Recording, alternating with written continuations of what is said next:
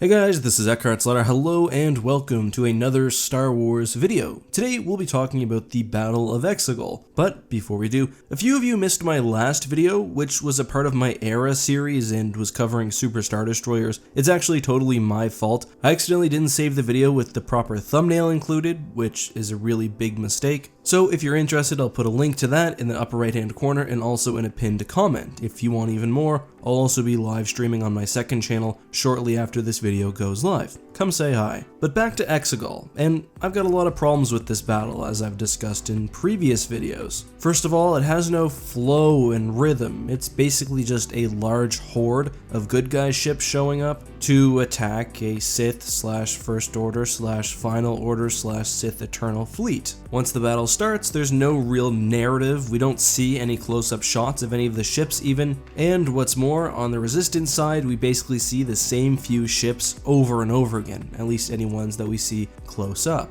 The Sith Zeistin is also really problematic. It's a totally unimaginative design. It's literally just the Rogue One model ISD-1 sized up, at least according to the lore, with a gun attached. There were cooler options, and the battle overall was just really disappointing. But if you want me to cover how things actually went down, I've done several videos on the topic that you can easily find on the channel. That being said, we did get some new information recently, which does put some things into a different context. Specifically, we now know exactly, or at least almost exactly, how many ships were fielded by the Allied fleet that took on the Sith. So this comes from an article about Star Wars Resistance, and there is some cool stuff in here. Specifically, it shows that some of the fighters from Resistance were actually included at Exegol. Now, we'll come back to that in a second, but it also says at the very bottom that 14,000 Resistance ships participated in the battle. That is an extraordinarily high number. Obviously, not all of these were capital ships. Some were. We see a bunch of new Mon Calamari cruisers, and there's probably some old ones in there as well. But there were also smaller ships, like, for example, Han's Freighter from TFA, which for some reason you can always spot like 3 of in any scene if you look hard enough. So it's unclear how exactly they were counting starfighters and capital ships and whatever else, but needless to say, the whole galaxy basically showed up for this battle, which makes Lando and Chewie's success even more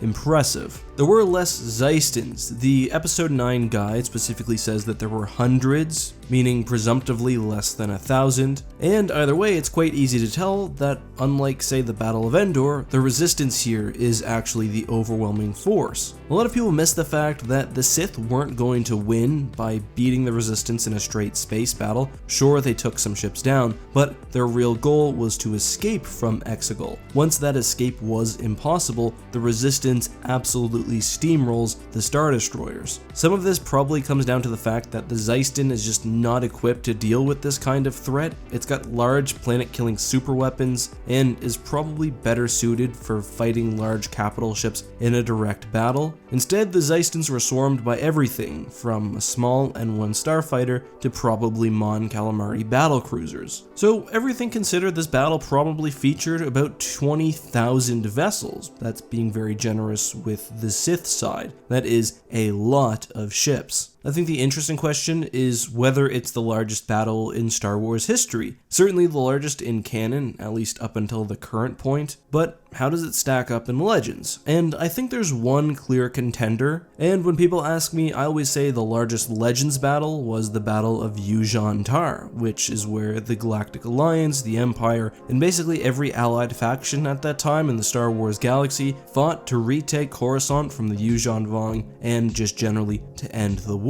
Now, you would think that this would be the largest battle just because the galaxy in Legends seems to be much more militarized than that of canon. Unfortunately, we don't get any hard numbers for the Battle of Yuuzhan Tar. However, we do get a bit about the casualties in the Unifying Force, which is the book in which the battle appeared. Estimates of battle casualties put the number of dead at close to 5 million, with twice that number of wounded. More than 300 capital ships had been destroyed, along with some 11,000 starfighters. So when you look at the capital ship number, it certainly seems like less. However, when you consider that there were 11,000 additional starfighter casualties, and it's very possible that the 14,000 figure for the Battle of Exegol may have included individual starfighters, things start to get a little murkier. Also, considering the context, I just don't see how it's possible that the battle would be smaller. Yes, the galaxy had been absolutely devastated by war at this point. However, the New Republic in Legends still existed, although it had been transformed into the Galactic Alliance. It still had a usable navy, as did the Empire and other factions like the Hapens, the Chiss, and of course independent sector or system forces. This was total war against a ruthless alien invader, and I think the main problem here is the fact that the numbers in the unifying force don't quite do justice to how large the battle should be, and nothing has come around after to sort of fix that.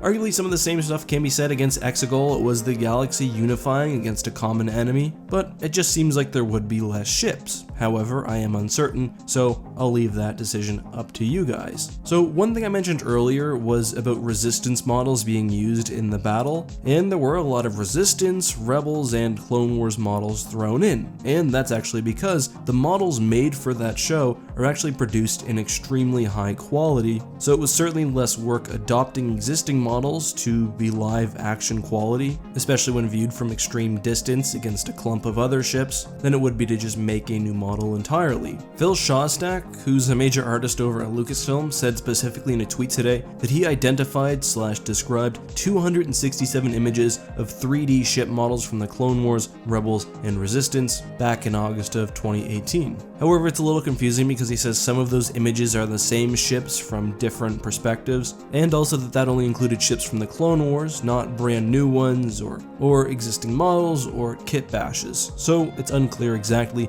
how many different ship variants there were in the battle, but either way, it's kind of a mess in my opinion. That, however, is all I have to say about this topic, and I'm going to skip doing a hashtag AskEck and prepare for my live stream. If you want to catch that, again, link down in the description to my second channel. Thanks as always for watching, guys, and until next time, be safe, have a great week, and may the Force be with you.